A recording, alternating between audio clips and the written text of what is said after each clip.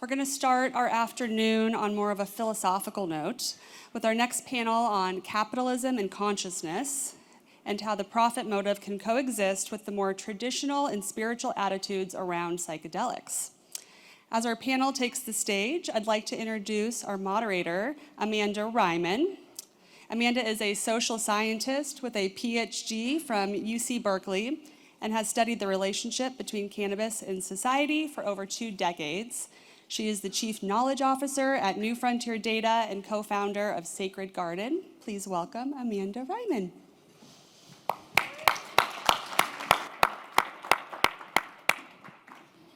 All right, here I am back again. So I hope everyone had a delicious lunch, and now we're ready to really dive into this afternoon's programming. So I introduced myself already on the last panel, so I'm just going to say a few words about the type of panel and discussion that we're going to be having right now. So as I mentioned on the last panel, one of the most important things I think we can do as we move into psychedelics and want to know what this industry will look like is to listen and to be humble and to understand that as amazing as we think we are at coming up with new inventions, we did not invent this. This is a very old practice, and it's a practice that many times butts up against capitalism. I also mentioned in the last panel that I think with cannabis, sometimes we take the lazy way out. We go to what we're used to, our habits, rather than innovations about what business models can look like in this space. So one of the things I was struck by earlier today was Ethan asking everyone how much experience you've had with psychedelics versus how many psychedelic conferences or events you have been to. And what I see is that while a lot of people have been involved with psychedelics or experienced psychedelics, very few people have had the opportunity to learn and to listen. So I hope that that's what this opportunity is for you, an opportunity to learn and to listen. And we will have a chance for audience questions. So I encourage folks to scan that QR code. It's up here. It's also on your program at your seat. Put your questions in, because we will definitely be able to get to those. But first, we're going to hear from some really interesting and important voices in this space of consciousness and capitalism. I still am not convinced that they're together, but I'm open. So what I'd like to do is have each panelist introduce themselves and talk a little bit about who they are and their background in this space. And then I have some questions for the panelists, and then we'll open it up to the audience. So Troy, would you please start us off? Good evening. My name is Troy. I am a founder of SIA, which is the mother church of the Comanche Native American Church. We make sure and take care of traditional people and their ceremonial needs, and we give a voice to them so they don't have to come here and speak. And it helps them out a lot. They're in balance, and coming out here kind of gets them out of balance. So we create a buffer between them, and we've been asked by them to take care of this for them, and that's what we're going to do. And so we make sure we raise eagles and release them all over the world. They pray through the eagles, and we have the only tribal feather repository in the United States, so we service all tribes for their ceremonies, and so they can keep their sovereignty strong. Thank you, Troy. We're so honored to have you with us today. Dustin, welcome. We'd love to hear a little bit about who you are. Yeah, absolutely. Thank you all for having us, and thank you to MJ Biz and Reiman for actually covering this very important topic. My journey into psychedelics might be a little bit different than a lot in that I actually never tried a psychedelic compound prior to getting involved into the industry. But it was really about 4 years ago my journey started, where a lot of the doctors I represent in the psychedelic, in the cannabis industry, want to get involved in the psychedelic industry. And they started sharing different research articles and different academic research that was going on in the industry. And so I started really just working in my legal capacity and was just blown away by the research, the academic research that was taking place in the industry that was demonstrating the efficacy of these compounds and how they really have the potential to heal so many people, and really some of the most vulnerable people in our society, people suffering from various mental and behavioral health indications. So started representing those doctors, and eventually that led me in 2019 to launch a nonprofit. I recognized that we really needed legal reform and policy change. So I launched my nonprofit as a 501c4 to advocate and drive that policy change. We've been very active throughout the country, We're very, very active in Florida, which is where I'm from, and we actually have a bill we're working on for this next legislative session.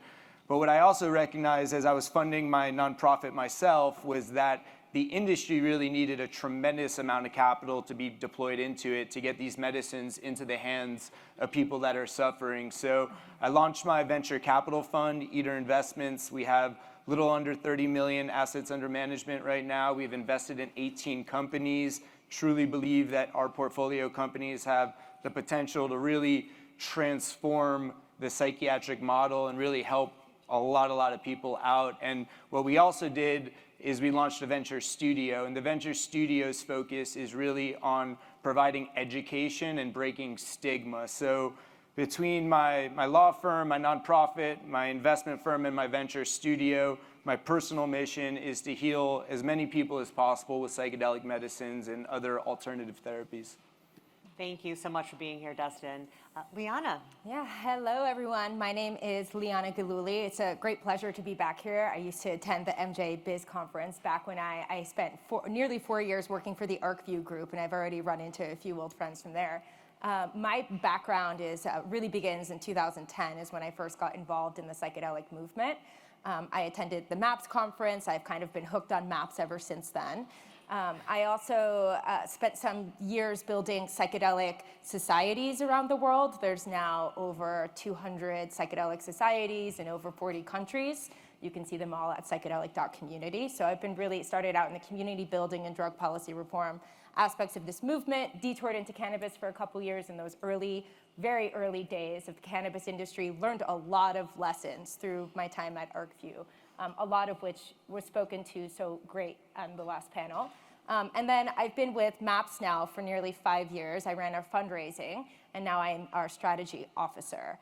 And MAPS is a 36-year-old nonprofit that's been pioneering research into psychedelic-assisted therapies. We are in the process of completing our second and final phase 3 trial with MDMA-assisted therapy for the treatment of PTSD, which has been declared a breakthrough treatment. I also co-founded North Star, which is a nonprofit in the psychedelic space that looks at the intersection of for-profit business and psychedelics and asks very deep questions about how to build an ethical, responsible, and just industry and ecosystem.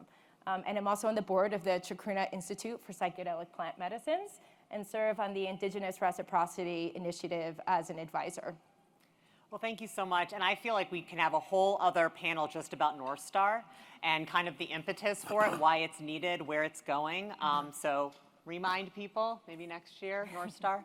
Well, this is fantastic. And I think you'll notice that we have a very well-rounded group of folks up here on the stage. And that's really on purpose. You know, I'm a social worker by profession. And one of the tenets of social work is meeting people where they're at. And one of the things I've absolutely noticed about the folks that are interested in psychedelics is that y'all are all over the place. And some of you have never experienced a psychedelic or been around a psychedelic. Some of you, it's been a part of your culture for a very long time. So one of the things we wanted to do today was to give people options about where they can start, because everyone has to start somewhere, right? And there really is no wrong way as long as you're headed in the right direction. So I'm hoping that our panelists can give folks some ideas, some inspiration that they can actually take back to the companies that they're building, to the initiatives that they're starting, and really think about what resonates with them right now. So that's the hope for today. So we're going to start off with Troy. So in the last panel, David talked about the Nagoya Protocol and gave kind of a very brief overview of what it is and what the meaning is. But I'd really like for you to dive a little bit deeper because, again, I think education is really important, and people can't take advantage of things or opportunities if they don't know what they are and don't understand them. So I would love for you to dive a little bit deeper into what the Nagoya Protocol is. And then I'd also like to talk a little bit about benefit honoring.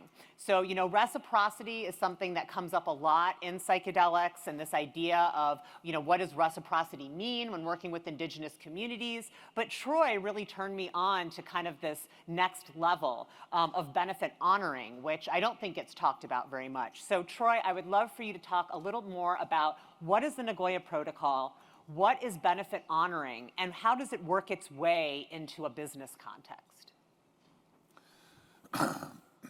Excuse me. Well, Nagoya Protocol Imagine you got a lot of indigenous people together and you ask them what your needs were. Most of the time in a situation like this, you're not going to hear that.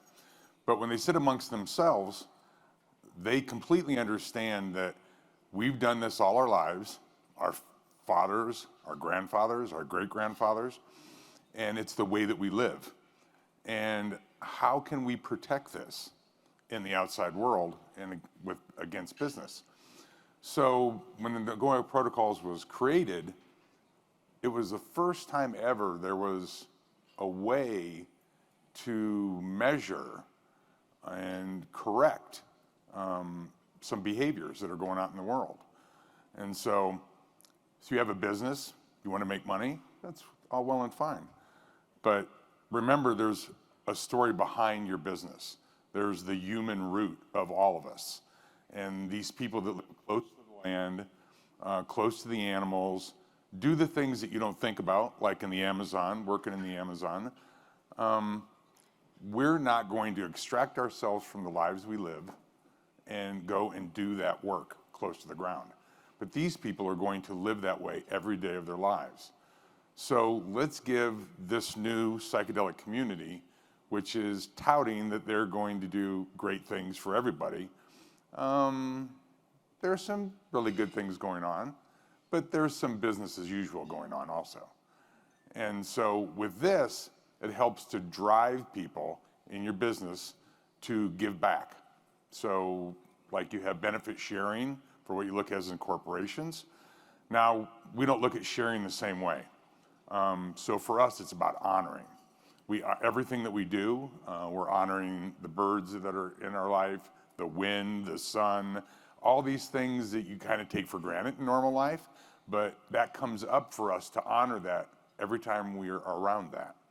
So if we could do that with corporations just in a little way, just turn your head a bit to where you're going to say, okay, I'm going to put this within governance. Since right now the psychedelic industry is very gelatinous, it's not really set down in a really strong place yet. So create benefit honoring, which is a way to give back for these corporations. So if you're using something like ketamine or MDMA, you give back 4% of your company.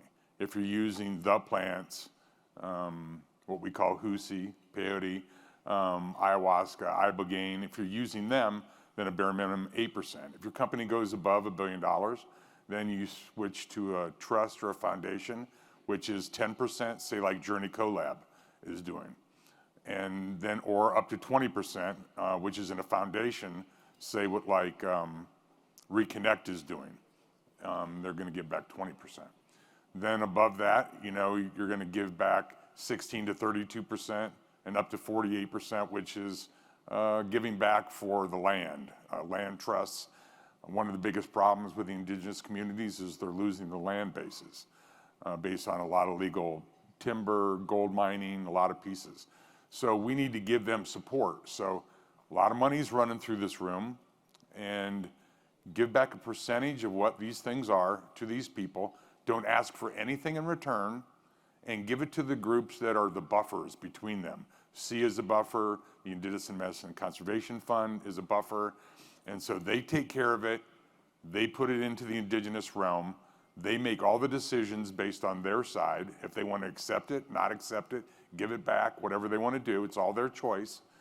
And so give them some power, but also some anonymity, and be sensitive to them.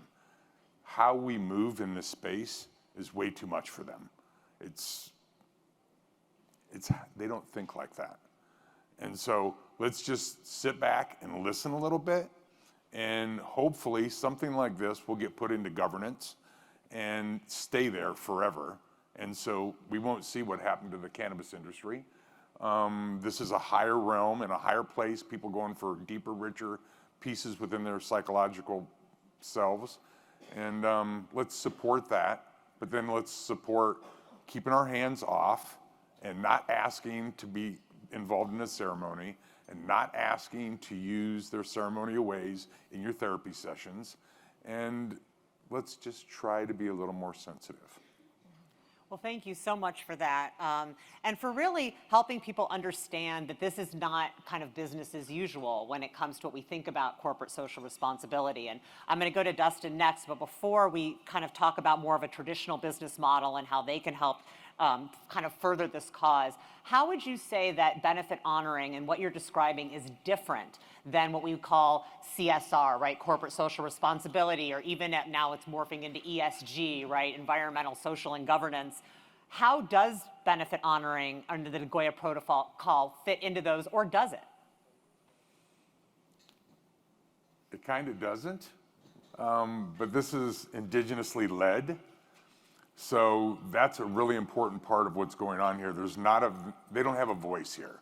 Now, in what we're doing and what we're using, they've had a voice all their life for the whole history, but they don't have much of a voice here. And so if we can switch just a little bit, like I said before, just a hair, and give them that voice, now it's a quiet voice. And that quiet voice, you have to lean into. And it's very, very important for them to not feel traumatized when they have that generational trauma that they carry. And so they're using this in their communities, they're centered in these communities, allow them to be that. A lot of these other pieces are still from the outside world looking in. This is going to be from the inside world looking out. And so we just have to create the people with the trust that are those buffers again. And the buffers are super, super important. Just the smallest thing, just creating the rewind piece. There were so many little cultural missteps that, because of not doing this before or not thinking that way, that were normal for the indigenous side and completely not normal for this. And I think we got it right, but it was a journey. And so I think that's what this is, all of it. Let's all do it together. You're not going to hear much from them, but just know that you're impacting them. And they're going to take care of the Amazon for you. And they're going to take care of the earth for climate change for you. That's who they are. That's how they live. You don't hear about it, but that's what they're doing. So just be thankful to them. Well, absolutely. And I love your point about leaning in. A part of our cultures, we're like, the loudest person gets our attention. And that is unfortunate because a lot of times the people that have the most profound things to say are not the loudest in the room. So I do believe that listening, again, is very important. And knowing that we don't have even some of the answers, we have maybe one or two answers, but we definitely don't have the majority of them, and we have a lot to learn. So Dustin, as somebody that's like, all right, I'm in this space in more of a conventional business environment, how do you incorporate some of the principles of kind of giving back in your world, especially working with communities that need access to psychedelics? So in early cannabis, a big part of this was who needs access the most? Like, who really, really has to have this plant? And it was folks with HIV, it was folks with cancer, it was veterans with PTSD, and really thinking about the folks that we should prioritize access to. And a lot of times those groups did not have the ability to prioritize themselves for all kinds of reasons. So Dustin, I'd love to hear a little bit more about the work that your business does, the groups that you work with, and to Troy's point, we don't have to completely do a 180, but we can maybe turn our head a little bit in a different direction. So I'd love to hear your thoughts on what that could look like for people that are working in more of a traditional business environment. Yeah, I think one thing that's important to note is that, providing access to medicines and creating an equitable environment is not mutually exclusive to creating a for-profit thriving industry, right? I actually think that the more equitable stuff we put in place and the more we give back, the better it will be in the long term for the psychedelic industry, right? And we've seen that issue in the cannabis side, right? We're having issues with the durability of the cannabis industry because maybe we didn't put those things in place early on. So I don't think they're mutually exclusive. So I think that very much so when we look about conscious capitalism, I guess, put it into three different buckets. Number one, we want to make sure that we're putting capital into mission-aligned companies. We've put over 500K into MAPS, which is one of the most incredible organizations I've ever encountered across any industry. If anyone doesn't know about MAPS,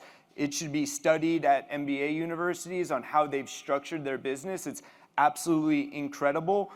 We've put capital into companies like Clairvoyant, which is a public benefit corporation, putting their social mission above profits. We've also put money into Beckley Retreats, which Neil, the CEO of their company, has done absolutely incredible work with veterans. So I think number one is making sure we're putting capital into companies that are mission aligned and are in it for the long term. Number two is making sure we don't put capital into companies that are taking things that are not aligned with what we're looking at. And really what that involves is mainly our diligence around patents. We do extremely deep diligence around patents. We brought on board one of the top patent attorneys, one of the top FDA regulatory attorneys is on our team. They have equity in our fund. And the reason is because there's a lot of questionable patent positions out there. And we've passed on dozens of companies that we thought weren't taking the right patent position. At the end of the day, patents are not evil as long as you're actually developing something innovative. So we have invested in companies like Solera, which the founder of Solera will be talking on a panel after this. They are taking psychedelic medicine and developing incredible innovation on top of it, and you'll learn more about that in the next session. So, and then the third is really education. You know, we need to break stigma, so that's what our venture studio does. Our venture studio is really set up to provide data, analytics, education. We've done several dozen panels all throughout the world, Amsterdam, London, Miami, California, all over. And the idea is to drop into local communities, bring in leaders, and cover very important topics such as indigenous reciprocity, which we've actually had 2 panels on already, and really educate the public. Because I really came at this from a place of not being educated. I was quite ignorant 4 years ago of what psychedelic medicines were. I carried that stigma. I had those false social constructs upon me. So it wasn't too long ago I was sitting in their seat. And after going through my own psychedelic journey, I realized those social constructs were absolutely false, but it's going to take an incredible amount of work to break those down. So that's kind of how we look at it and how we try to position our investment firm. Well, thank you. That was really useful information. And I want to follow up on one thing that you were saying about, we have to invest in the right people and the right companies. So if folks are out in the audience and maybe they are newer to psychedelics, maybe they haven't had that experience yet, but they feel like this is a really promising area, maybe they got folks in their life who would benefit from the use of psychedelic therapies. And they want to be impact investors, right? They're like, I want to put my money in the business that's actually going to do good in the world. What should they be looking for? Like, what are some of the things that you look for when you're deciding, like, yes, this is the company that's going to do good in the world, they're going to bring benefit to the world, and therefore that's where we're going to put our money? Number one, invest in MAPS. If anyone is involved in the industry and you haven't put any money into MAPS, then you don't really care about the long term with this industry. Honestly, yes. And MAPS has, what they've been able to achieve is absolutely incredible. But, look, there's a lot of different nonprofits that you could look at. I mean, if you're looking at from an investment perspective, obviously you're not going to, donate to a nonprofit. But, you really need to look at the companies that are, that you're looking to invest in. And like I said, it's a lot about the patent strategy. Number one, are they a public benefit corp? If they are a public benefit corp, what is their mission statement? Understand that. Number two, what is their patent strategy? Are they just developing, patents that are different polymorphs of psilocybin, or are they patenting some, what the sofa looks like during psychedelic therapy? I mean, those things are not innovative. So, are they innovating? And number three, talk to their team, understand what motivates them and what they're looking to do and why they're in the industry and whether they're really in it for the long term. So a lot of people in the industry that are here for the short term, there's a lot of people who made a lot of money in this industry already, who are already out of it looking for their next venture.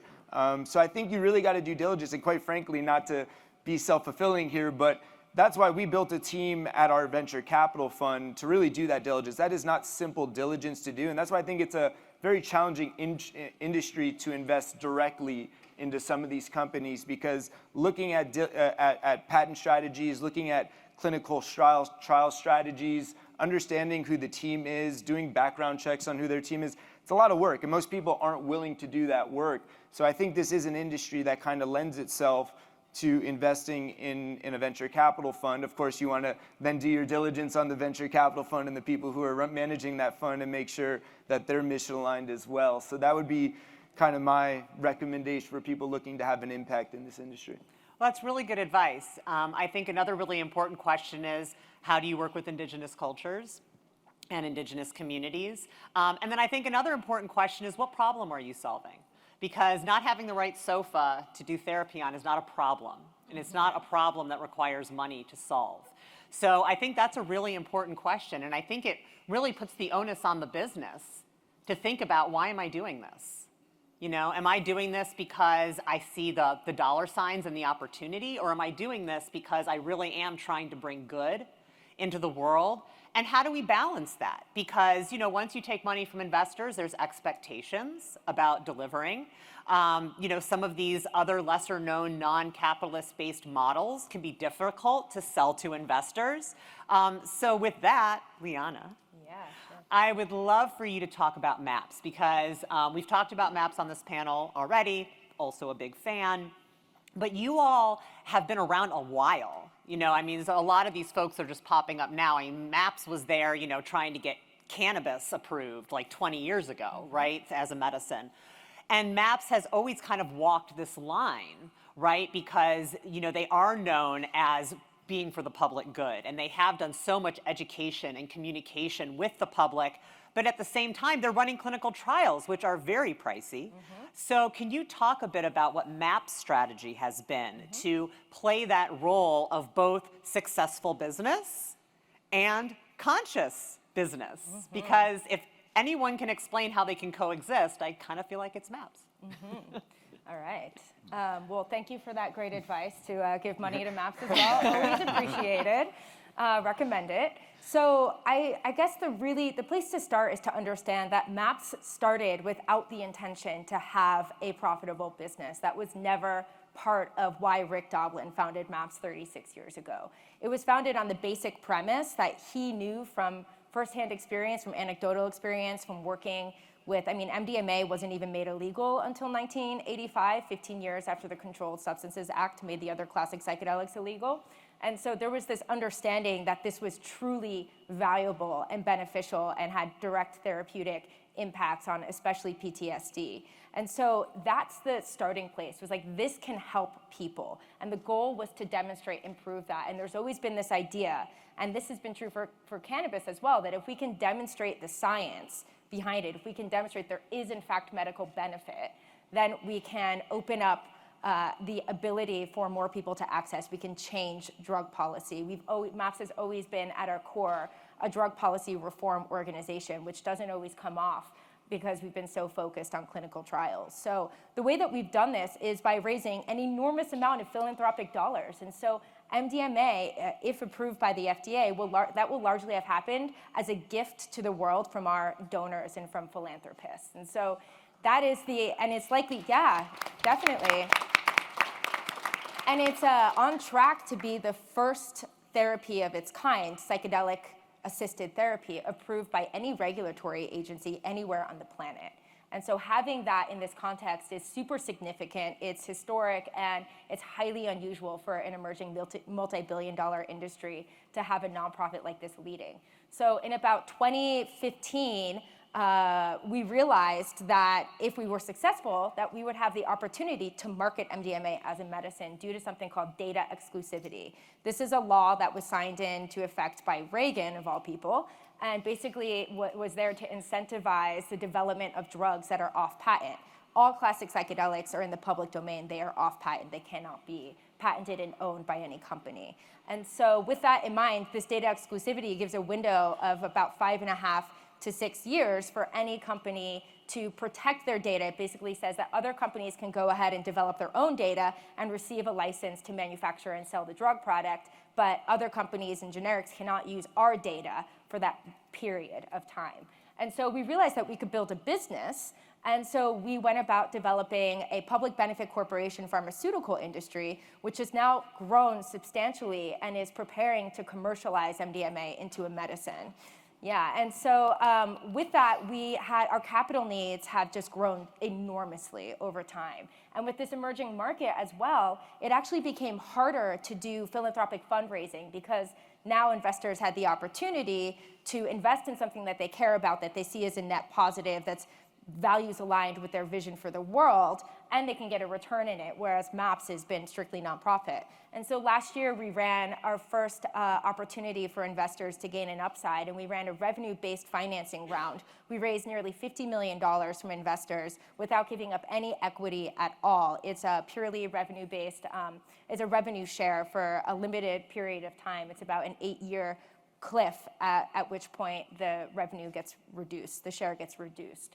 And so this demonstrated to us that there actually is an appetite from investors in this new format and new modeling. And I've been, I'll just share as well a little bit more. I've been totally obsessed with what is called the new or the next economy for about the past 4 years, and realizing that we had this opportunity to build a new kind of business within the field of psychedelics, which is something that we had to learn how to do. And we're still in that process of learning how to do that. It's highly complicated, and as our capital needs continue to grow, we've had to consider what it might look like to sell equity and how we can do that while still retaining our public benefit.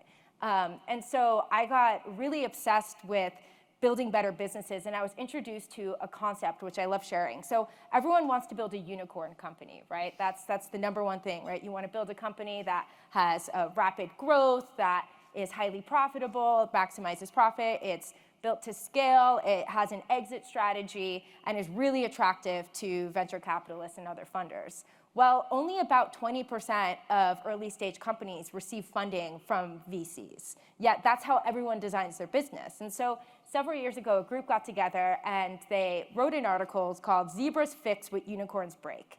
And the concept of a zebra company is quite different. A zebra company asks questions like, maybe my company is the right size for serving the constituents. Maybe the value that I generate can be recycled through my ecosystem and can empower my employees and build long-term, potentially intergenerational wealth within the people who are creating the value within my company. Maybe I never want to sell my company and never want to go public. And so it's this entirely new frame on how to develop companies. And this group, Zebras Unite, now exists in over 30 countries. There's over 200 companies that identify as zebra-built companies. They're primarily women-led and POC-led companies. And yeah, there's a huge movement globally. The CEO of BlackRock, Larry Fink, has written for the past few years in his annual letter that the consumer of the future wants to invest in companies and corporations that share their values. We've seen a huge uptick in ESG investment, and I really think that we're moving into a world where people want to back the companies that they are aligned with. And so that is the invitation. I think my great fear in this moment of zeitgeist in psychedelics is that in the rapid commodification and commercialization, that we might lose the depth of the experiences that can be provided to us in psychedelics.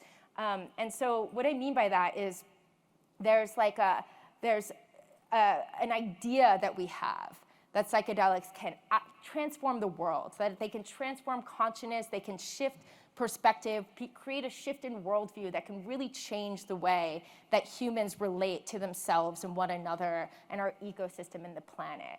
And I don't want to lose that opportunity, right? And if we're in a state of commodification, I wonder if people will be able to reach the depths that these experiences can provide, to reach the true foundational healing that's available in these experiences. And so I see, we talk about set and setting in psychedelics, and I see the business as part of that setting, right? If you're receiving a psychedelic healing experience through a highly extractive business model, how will that impact your experience? And so this might sound like a little esoteric or spiritual, but psychedelics are. So it's important for us to consider these things in that. And I really think that the culture that we are building at MAPS within the ecosystem of psychedelics is one of radical responsibility, of being highly ethical, of always centering drug policy reform in our work. And I hope that that culture can make it the default choice within this emerging industry to build better businesses. Liana, I'm so glad you're on our side. Thank you so much for that. That was immensely helpful, and I think it really brought together what we've been discussing on the panel by giving a real life example. And I do agree with you that I think that people are going to be more interested in who they're investing in as consumers. I absolutely love the zebra analogy, so it's available. You can look up on the internet and kind of read more about this, but I think it's a really, really useful way to think about it. So, we've got about 5 minutes left, so I want to get to audience questions. Yeah, there we go. So we had one question for Troy, and then we have a question that I'm kind of going to end with all three of you answering. So Troy, we had a question come in, and I'm curious to hear the answer. He's like, uh-oh. How do you feel about synthetic psychedelics? I think it takes the pressure off the botanicals. So I think probably at least 80% is going to go in that direction. But that still doesn't mean not to give back. So, yeah, it sounds like something like, oh, that would be a terrible thing. But on the other side of it, on the ground with the people, it's saving the peyote. The more that we can take, the pressure that we can take off, the better it'll be. And the more that we can get people to think, oh, this is helping me, and it doesn't have to be what's put out there in the advertising. If you notice, every magazine article's got a picture of peyote. Everybody knows what peyote is. Nobody knows what ayahuasca looks like. No one knows what ibogaine looks like. So it's very interesting that they use that constantly. That's disrespectful. It's disrespectful to the indigenous people. This is their sacrament. I'm not showing your sacrament all over the news article to talk about psychedelics. So we can use different words. You can use the Latin name for it and start to move away from using things like that. So I think it's a very good thing. It's disconnected enough where it works for our society. Very, very good, interesting answer. And yes, thinking about the plant populations, and again, that's my big fear, is that all of a sudden everyone in the world wants access to these plants, and there's not an unlimited supply, and mass harvesting can be very unsustainable, and it removes the opportunity for people who have been using this medicine for thousands of years to have the free access that they need in order for their own healing. So I think that's very interesting, and we are going to have a panel. One of the next panels is going to be about synthetic psychedelics and what are some of the opportunities there. So I know we could be up here forever, and I want to say that 40 minutes is like a thumbnail scratch of this topic. But I did want to end with each of you having an opportunity to answer another question that we got in, which is that, can't it be both? So is there an opportunity to both do good for others and make money? Or is that just a model we have to give up?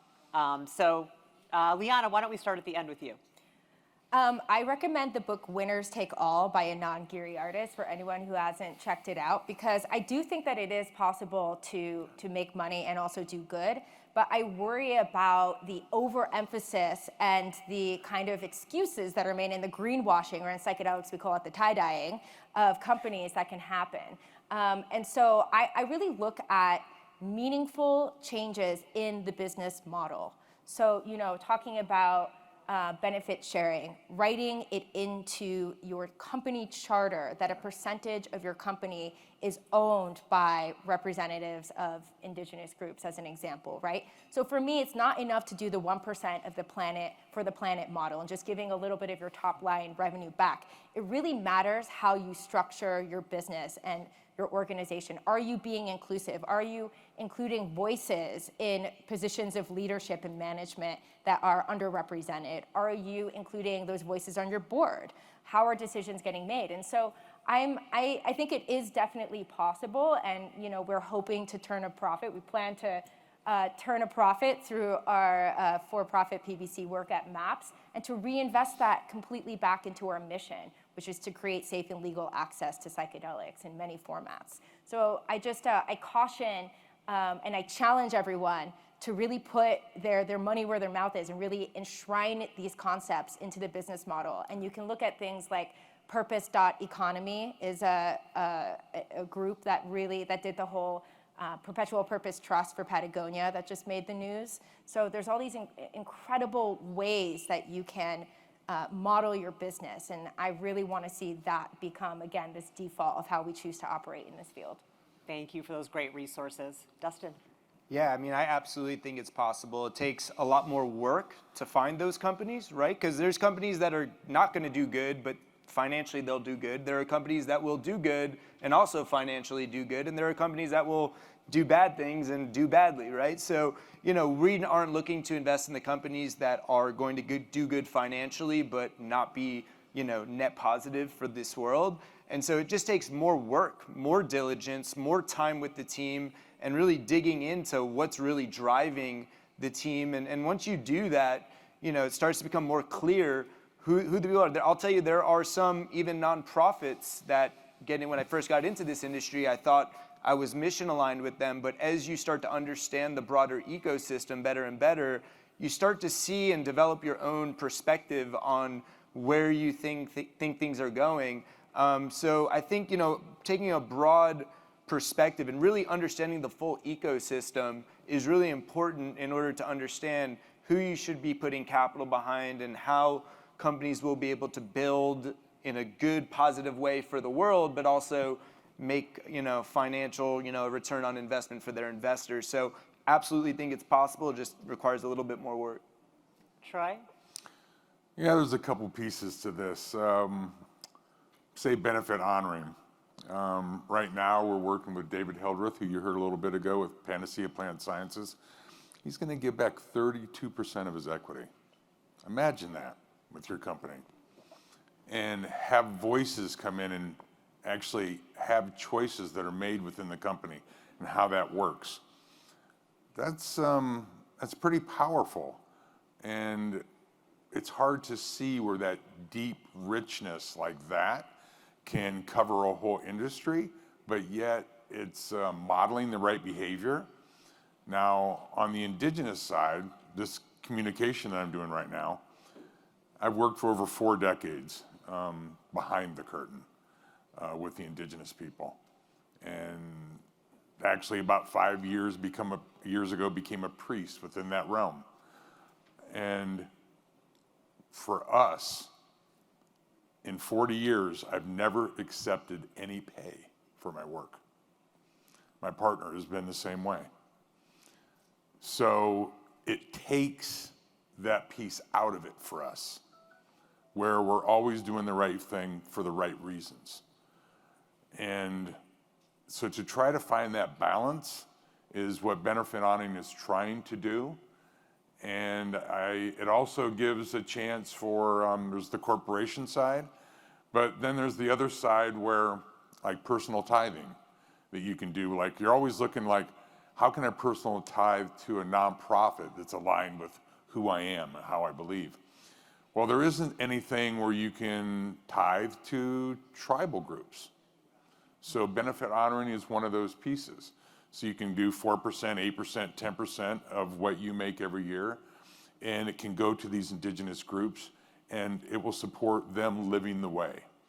And you might not see it every day or feel it every day, but in the long run, understand and trust deeply that these people are committed. This is who they are. They can't be anything else, and that they are going to take care of the earth for us all. Thank you, thank you, thank you. Wonderful panel. They were amazing, right? So thank you so much. Thank you, everyone, for your attention. Thank you for your listening. And we'll get off the stage. It's the last you'll see of me today. So see y'all at networking.